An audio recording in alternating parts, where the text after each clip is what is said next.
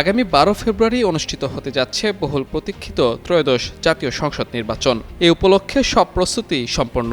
নির্বাচনের প্রেক্ষাপটে আন্তর্জাতিক সম্প্রদায়ও সক্রিয় নজরদারি অব্যাহত রেখেছে। বিশেষ করে শান্তিপূর্ণ, নিরাপদ এবং অংশগ্রহণমূলক নির্বাচনী পরিবেশ নিশ্চিত করার বিষয়ে গুরুত্ব আরোপ করেছে জাতিসংঘ।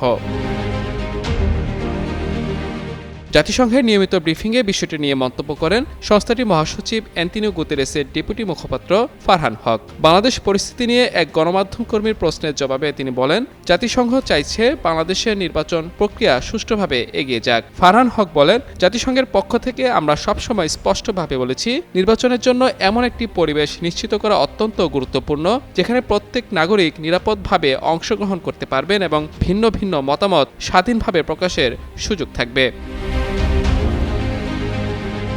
তিনি আরও যোগ করেন, নির্বাচনের সময় এবং পরে গণতন্ত্র ও মত প্রকাশের স্বাধীনতা রক্ষায় এটি একটি গুরুত্বপূর্ণ দিক। জাতিসংঘের এই মনোযোগ আন্তর্জাতিক সম্প্রদায়ের কাছে পাঠানো একটি সংকেত, যাতে নির্বাচনের সুষ্ঠু ও স্বচ্ছতা বজায় থাকে।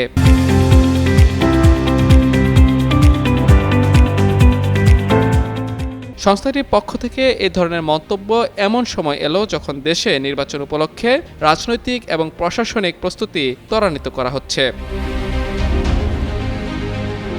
মূলত নির্বাচনের আগে সহিংসতা রোধ এবং সব দলের অংশগ্রহণে একটি সুষ্ঠু পরিবেশ তৈরির লক্ষ্যে জাতিসংঘের পক্ষ থেকে এই বার্তা দেওয়া হয়েছে। ফারহান হকের এই বক্তব্যে নির্বাচনের সময় নিরাপত্তা এবং মত প্রকাশের স্বাধীনতার উপর বিশেষ গুরুত্ব আরোপ করা হয়েছে। আন্তর্জাতিক সংস্থাটি মনে করে, গণতন্ত্রের চর্চা অব্যাহত রাখতে যথাসময়ে নির্বাচন অনুষ্ঠান এবং সেখানে জনগণের মতামতের প্রতিফলন ঘটা অপরিহার্য।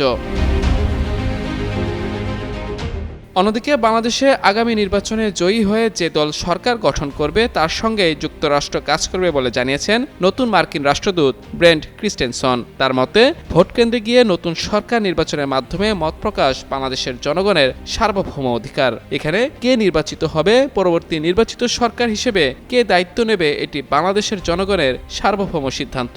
এই বিষয়ে অন্য কোনো দেশের বলার কোনো অধিকার নেই।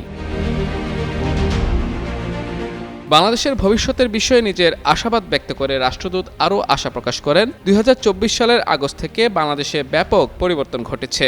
সামনে আরও পরিবর্তন হওয়ার সম্ভাবনা আছে বলেও মনে করেন তিনি। মাহমুদুর রহমান, যুগান্তর নিউজ।